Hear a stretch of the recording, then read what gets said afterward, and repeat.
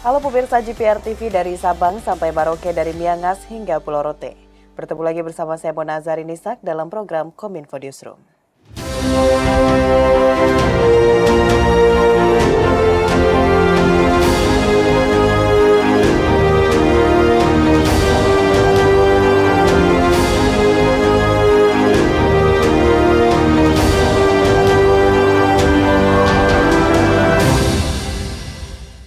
Pemirsa, kita ke informasi pertama. Menteri Komunikasi dan Informatika Budi Aris Setiadi menanggapi peretasan akun Instagram Menteri Koordinator Bidang Politik, Hukum dan Keamanan Mahfud MD.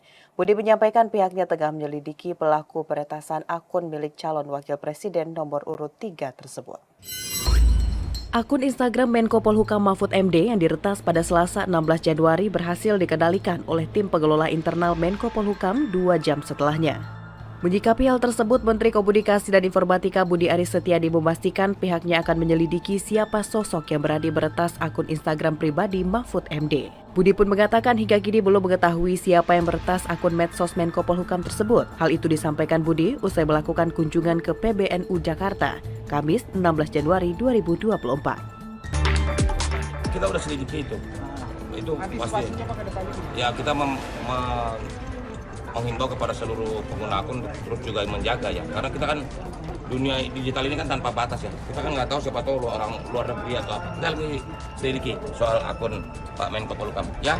Di kesempatan berbeda, Menteri Koordinator Bidang Politik, Hukum dan Keamanan Mahfud MD usai mengikuti acara pengucapan Sumpah Jabatan Hakim Konstitusi di Istana Kepresidenan mengatakan peretasan tersebut dinilai tidak mengandung unsur politik dan ia pun tidak akan mengusut peretasan itu ke jalur hukum. Hanya sempat memposting satu gambar yang juga tidak punya nilai politis apa-apa kayak orang lain. Tapi sekarang sudah sepenuhnya di bawah kendali. Ini kan baru satu yang gitu tuh kan banyak, politisi banyak, tokoh-tokoh figur publik juga banyak, itu biasa, orang nakal gitu. Menteri Kominfo mengatakan bahwa kabar isu mundurnya 15 Menteri Kabinet Indonesia Maju merupakan kabar hoaks. Ia menegaskan hingga saat ini seluruh Menteri Kabinet Indonesia Maju masih tetap solid dan tetap kompak membantu Presiden Joko Widodo hingga akhir masa jabatan. Menanggapi isu yang beredar terkait dengan mundurnya 15 menteri dari Kabinet Indonesia Maju, Menteri Komunikasi dan Informatika Budi Aris Setiadi membantah dugaan tersebut dan menegaskan bahwa isu tersebut adalah hoaks. Hingga saat ini seluruh menteri di Kabinet Indonesia Maju masih tetap kompak dan solid membantu Presiden Joko Widodo dalam menyelenggarakan pemerintahan hingga akhir masa jabatannya. Dalam konferensi persnya, Menkominfo mengatakan kabar yang beredar terkait 15 menteri akan mundur merupakan opini dan bukan fakta. Ia pun mengimbau kepada masyarakat untuk tidak mempercayai segala macam bentuk penyebaran informasi hoaks, utamanya jelang pesta demokrasi pada pemilu 2024 mendatang. Kami ingin menyampaikan sebuah pernyataan tentang isu-isu yang beredar mengenai mundurnya menteri di pemerintahan Kabinet Indonesia Maju. Bahwa isu mundurnya menteri bahkan jumlahnya sampai 15, terus sekarang turun jadi 5, itu adalah isu yang sama sekali tidak benar. Karena pemerintahan Pak Jokowi Ma'ruf Amin, Kabinet Indonesia Maju tetap solid dan saat ini seluruh menteri tetap fokus kerja. Fokus kerja. Termasuk saya sudah komunikasi dengan Bu Retno misalnya, Menlu, yang sudah diisukan mau mundur. Beliau ini sedang mempersiapkan diri untuk debat Dewan Keamanan PBB tentang Gaza dalam waktu ke depan ini. Jadi isu-isu ini tolong diluruskan ke masyarakat.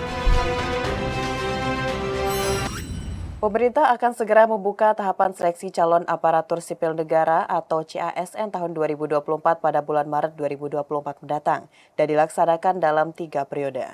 Ada sebanyak 2,3 juta formasi yang akan disiapkan untuk putra-putri terbaik bangsa.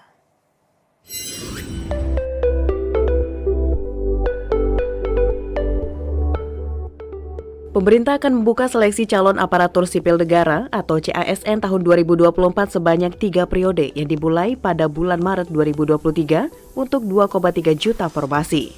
Pengumuman dan seleksi administrasi CPNS dan seleksi kedinasan periode pertama akan dimulai pada minggu ketiga bulan Maret 2024. Sedangkan pada periode 2 akan dilaksanakan pengumuman dan seleksi administrasi penerimaan CPNS dan P3K yang akan dilaksanakan pada bulan Juni 2024. Kemudian periode ketiga yakni pengumuman dan seleksi administrasi penerimaan CPNS dan P3K pada bulan Agustus 2024. PLT Kepala BKN Haryono Dwi Putranto menyebutkan berdasarkan hasil evaluasi pelaksanaan seleksi CASN tahun 2023, pihaknya akan melakukan sejumlah perbaikan pada seleksi CASN tahun 2024 dan sejumlah penyempurnaan proses rekrutmen CASN 2024. Seperti pada fase seleksi administrasi ditemukan bahwa pansel instansi tidak akurat dalam melakukan verifikasi baik pada kualifikasi pendidikan, sertifikasi yang tidak valid, pengalaman kerja, dan NIK yang tidak ditemukan. Untuk mengetahui info CPNS 2024 mulai dari jadwal, formasi, hingga cara pendaftarannya, Anda dapat mengakses laman sscasn.bkn.go.id.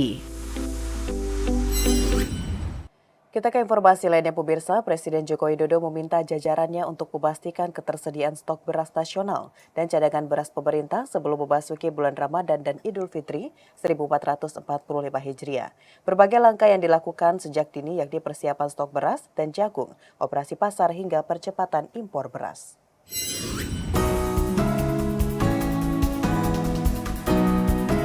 Pemerintah saat ini telah mulai membahas persediaan bahan pangan untuk menyambut Ramadan dan Lebaran Idul Fitri 1445 Hijriah.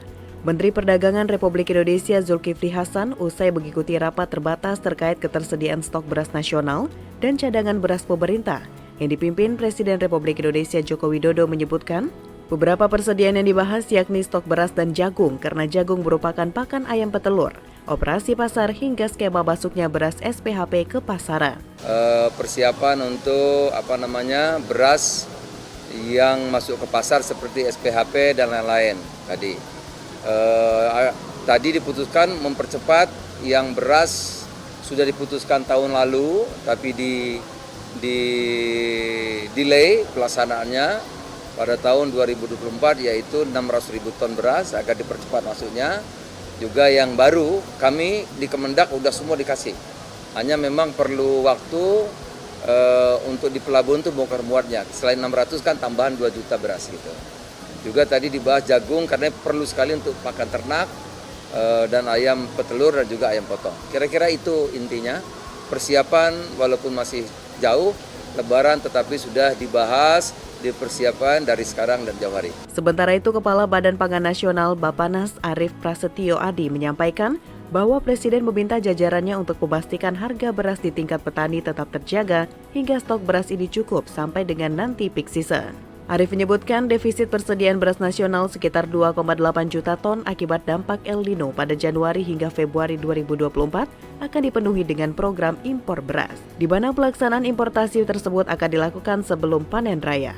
Dari Vietnam, dari Thailand, kemudian tadi kami juga melaporkan bahwa akan memfollow up beberapa yang sudah dengan Pak Presiden, yang dari Cina, kemudian dari Thailand dan Vietnam. Jadi tapi ada catatan masuknya kalau boleh sebelum panen raya, ya.